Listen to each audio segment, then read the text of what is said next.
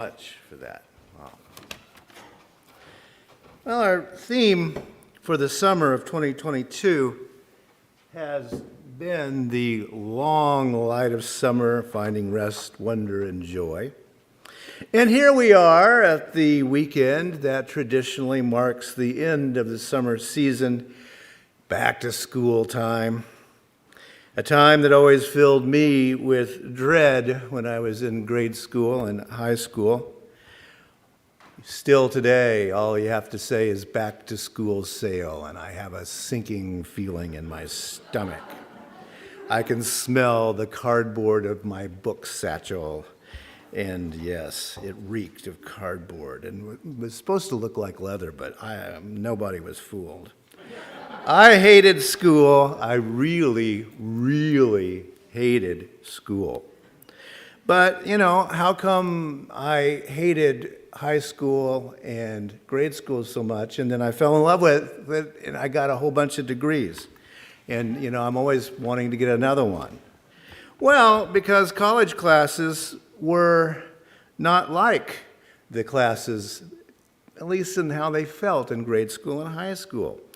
They felt somehow like what I was learning mattered. It felt important to my life. And suddenly, education was fun and enjoyable. Now, I get that all of that is a subjective reality. I felt like what I was learning had meaning and purpose for me, even though, a little known fact with some of my knowledge, you can't order a pizza in Old English.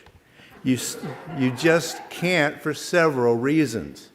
I don't know why. I only love dead languages. But I get interested in things like, why can't you order a pizza in Old English? I like the history of ideas. When can people think and do certain things in certain ways? The same, I would argue, is also true for work, whether you hate it or you love it. It is about meaning and purpose. Here we are at a moment of the lowest unemployment rate in 50 years. Whole sections of restaurants are closed due to staff shortages. Businesses are opening later, closing earlier due to staffing shortages. Some small businesses are giving up and closing their doors because they can't get enough people. As we come out of the pandemic, many people who can retire are retiring rather than going back to work, and many who can work remotely are demanding to work remotely. Something is happening, and I think that something has something to do with why I stopped hating school, seeing the worth in what I was doing, finding value. That insight was summed up well by the American writer Studs Terkel when he wrote, quote, "Most of us have jobs that are too small for our spirits."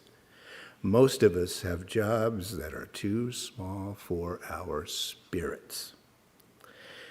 Well, as many of you know, I grew up on a farm among farm people, and we traveled constantly trying to find work, going back to the farm, going off to factories for a while, et cetera, et cetera.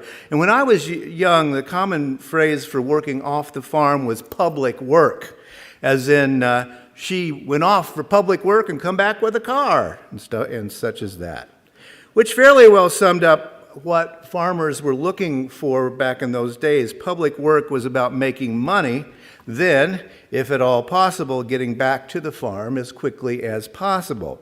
Public work was considered dull, repetitive, demeaning, and lucrative. Public work was about working for people you had no respect for, making things that made rich people even richer. In those days, the lucky, mostly men and mostly white, got into labor unions. My father was in the International Brotherhood of Boilermakers, Iron Ship Builders, Blacksmiths, Forgers, and Helpers.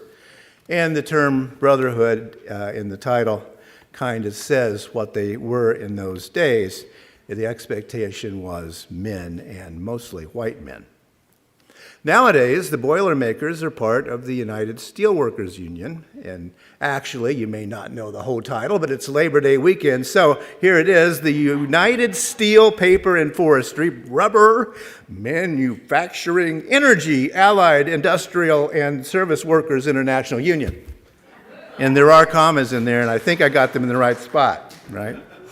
And nowadays, yes, they are open to everyone for membership.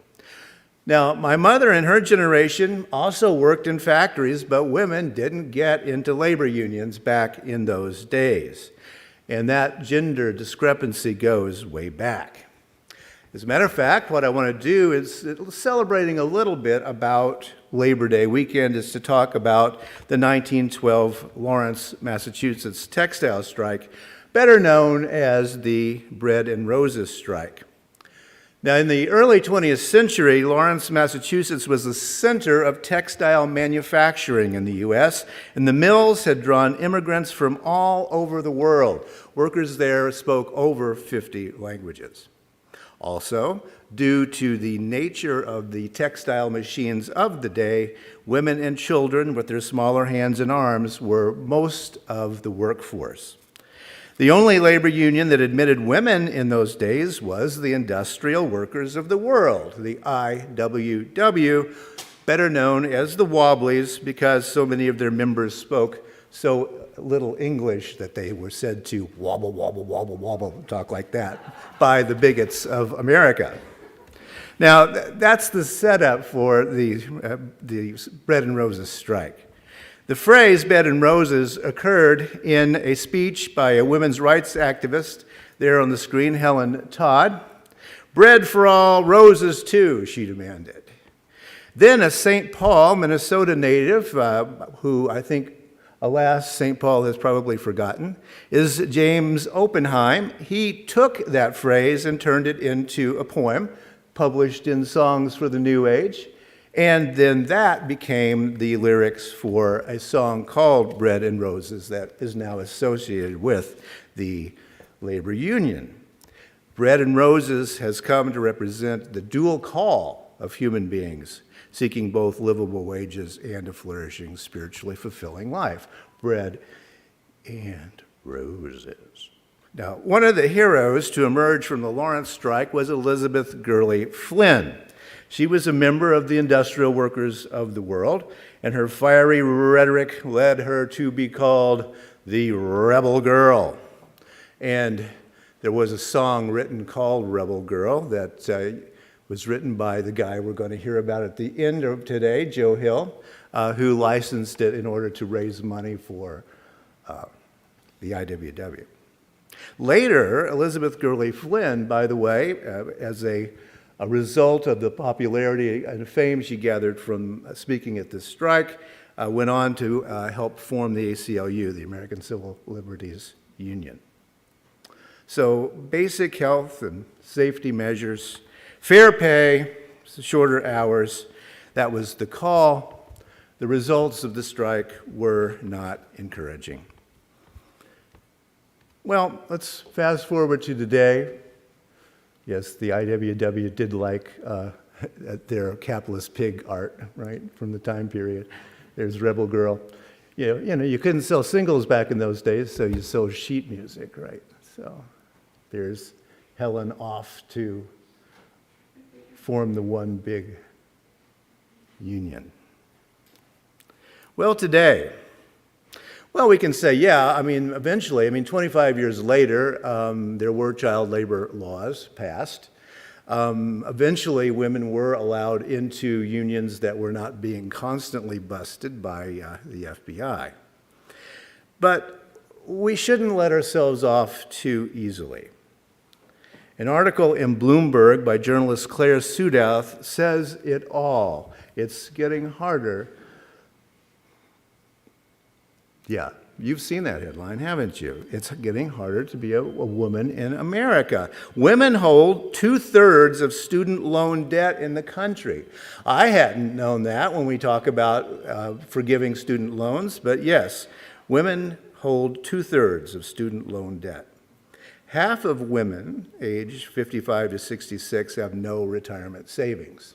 Again, That's a very high percentage. No savings for retirement. And the women to men's earnings ratio has stayed in the 80 to 83% range since 2004. The disparity just goes on. Which sounds a little bit dispiriting, doesn't it? It sounds like, well, for a lot of women, there's very little bread and no roses even today. Also, we know the list goes on in attacks on American women today. Elizabeth Gurley Flynn would be turning over in her grave. So, back to the question of what is being asked of us today in terms of bread and roses. Heavy borrowing to gain an education, jobs that provide no retirement or other basic benefits, and that dismal history of women making way less than men. Not much bread and no roses. Why is it still more than a century after the bread and roses strike that the words Studs Terkel said are truer now than ever? Most of us have jobs that are too small for our spirits. Now, I've been a manager for a long time, first in the academic world and then in the congregational world. Our academic industry, as it's usually called, the religion business, as it's often called. Well, so I've learned a little bit, I hope, over those many years. And one lesson that I think anybody who's ever been in management knows is that some people don't care and they won't care no matter what you do. Okay, that's fine. Some people can't fail and won't fail no matter what you do. And then there is the vast middle of those extremes, people who do care and will do good work if they have the chance to succeed.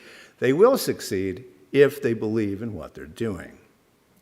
As a manager, the goal is to minimize that former, of course, and you want to maximize the latter, but again, most people are somewhere in between. That's one thing I've learned from my life, that almost all human beings want to do something for other human beings. It's just how we are. When we feel like we're doing that thing that we feel like we ought to be doing for our fellow human beings or the planet and living things, that's our happy place for most of us. In most cases, if we feel we're doing that, we have that spiritual rise to us. The contempt and hatred that farm families had for public work when I was a kid growing up was in contrast to how we felt about farming. Everybody works on a farm, that goes without saying, from the smallest to the oldest. One of my mother's earliest memories was sitting under a tree at the end of a fence row, watching her mother harvesting wheat. Before mechanization, of course. Everybody worked on the farm, but not really, because as some wag or other pointed out, it's only work if you don't want to do it, right? So farm work wasn't work, it was how we lived, and that actually is good for the spirit. It's telling that there's a good old phrase that many hands make happy work. That's been around in English since the 1300s, so it's been a long time. Hey, let's pitch in together. It's a good old-fashioned saying. Work that's clear, meaningful, has purpose. It's not work, then. It's being alive. Work that feels like play just isn't work. It's having a life. Well, what does labor look like today in this 50-year low for unemployment? What does laboring even mean today? Certainly it doesn't mean what it meant for my parents going off to factories. What would a philosophy or a theology of decent work look like? Because we don't have one clearly articulated, do we? Reflect, as I mentioned before, trust in institutions is at an all-time low.